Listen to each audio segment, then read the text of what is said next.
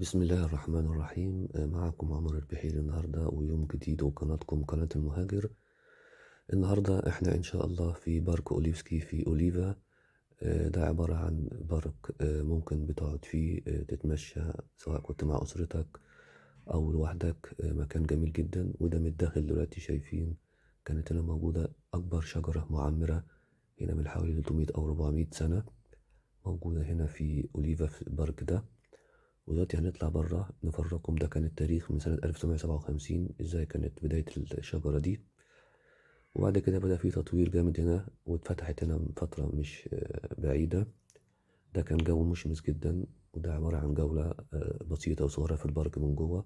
أتمنى كل إنسان إنه يجي هنا في بولندا، وبالأخص في مدينة أوليفا، إنه يزور البارك ده. بارك ممتع جدا جدا جدا. كان معاكم عمر البحيري وقناتكم قناة المهاجر. أتمنى يكون فيديو الأسر ده عجبكم. مع ألف ألف سلامة.